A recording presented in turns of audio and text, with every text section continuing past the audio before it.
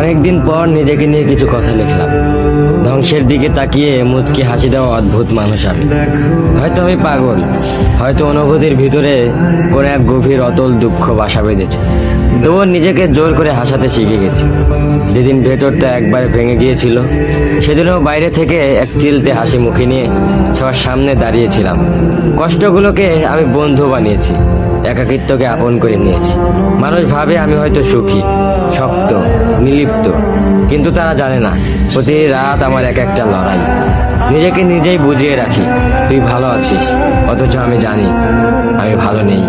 ভেঙে যাচ্ছি প্রতিদিন একটু একটু করে, আর এই ধ্বংস হওয়াটাকে যেন ভালোবেসে ফেলেছি। আমি সেই মানুষ যে হার মানার আগে হাসে, কারণ জানি কান্না দেখিয়ে লাভ নেই। পৃথিবী শুধু শক্তদের মনে রাখে, দুর্বলদের নয়। তাই আমি অদ্ভুত, আমি অনুভূতির আগুনে পুড়ে যাওয়া নীরব যোদ্ধা।